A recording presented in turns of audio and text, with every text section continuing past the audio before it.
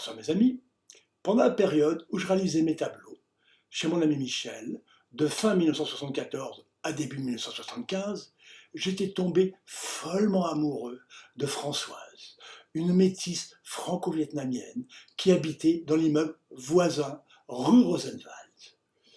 Or, elle habitait avec quelqu'un, et moi avec Paula, et on devait se retrouver où on pouvait.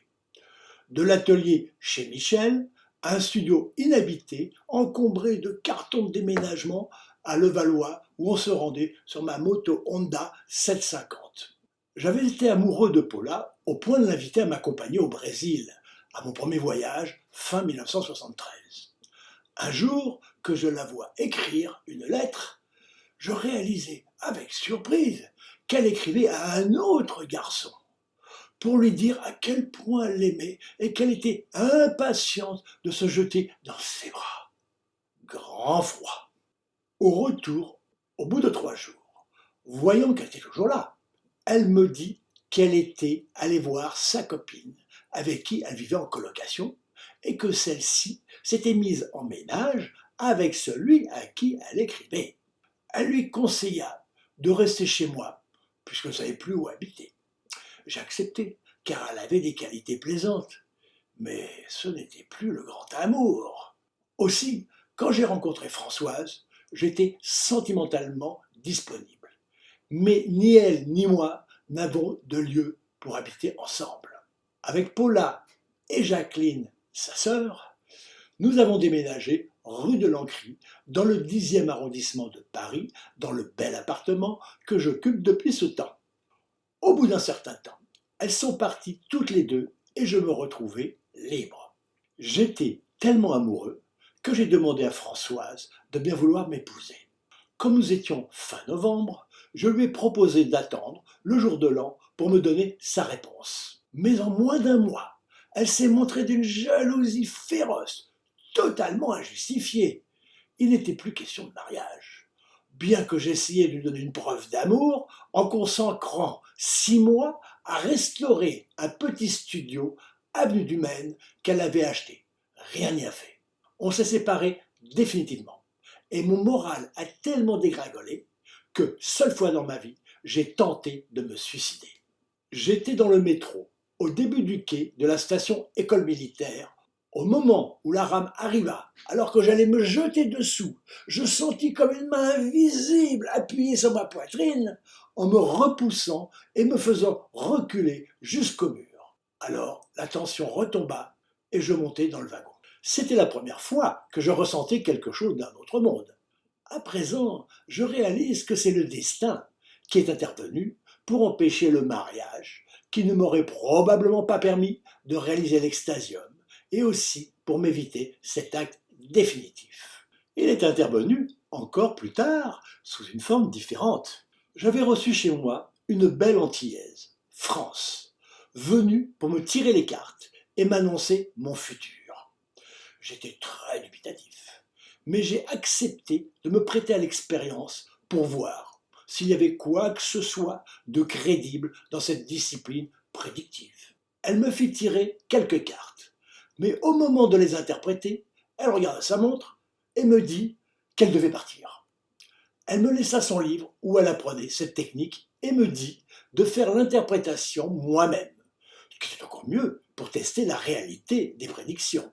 Il y avait une prédiction par mois sur 6 mois.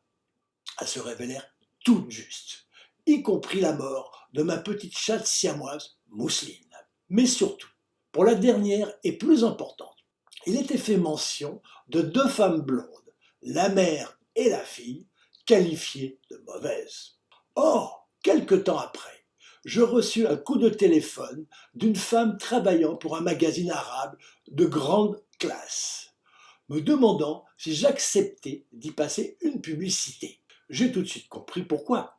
Elle avait vu une page de publicité pour mes tableaux dans un beau livre. J'avais rencontré un garçon amoureux et collectionneur de Rolls-Royce, qui s'apprêtait à publier un livre très luxueux sur l'histoire de ses voitures. Il me proposa l'échange d'un de mes tableaux électroniques contre une parution. Évidemment, j'étais très intéressé de promouvoir mon œuvre avec un tel support pouvant être vu par de grands décorateurs et autres clients potentiels. En fait, il n'y eut aucun résultat, à part l'appel de cette dame, à qui j'expliquai que mes moyens ne me permettaient pas ce genre de dépenses. Elle me proposa alors de me rédiger un reportage et on prit rendez-vous. Quand elle arriva, immédiatement j'ai pensé à la prédiction. Elle était blonde, alors que mes goûts ne se portent essentiellement sur les brunes, et accompagnée de sa fille, blonde aussi, toutes deux superbes et sophistiquées. J'oubliais le côté mauvais, car on eut tous deux un coup de foudre réciproque. Peu de reportages, mais le début d'un rapport amoureux. En plus, elle s'appelait Françoise. Elle était coiffée à la Jeanne d'Arc, comme la Françoise brune, et était aussi du signe du Sagittaire.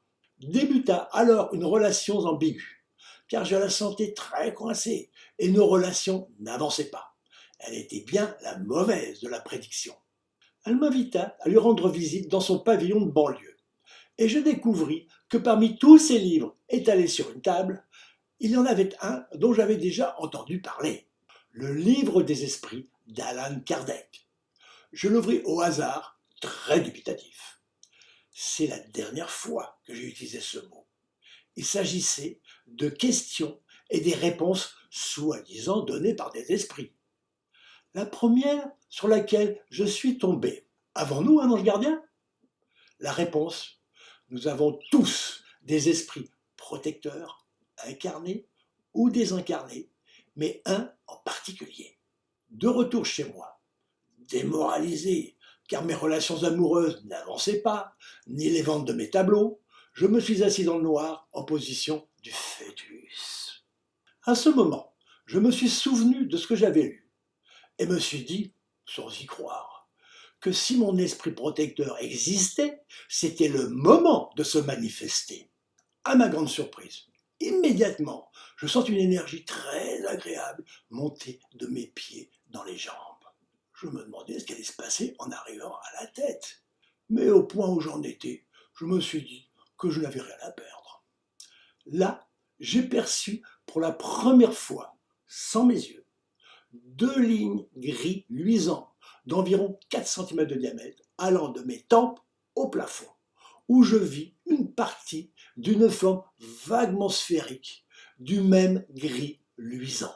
Il y avait plein de pseudopodes, un peu comme une bogue de châtaigne, mais arrondie et très doux en apparence. Ça ne dura pas longtemps, et je redescendis apaisé. Plus jamais je n'ai eu de dépression profonde comme auparavant, même si j'ai quand même eu, bien plus tard, des moments déprimés face à cette recherche si difficile qui n'en finissait pas et sans soutien.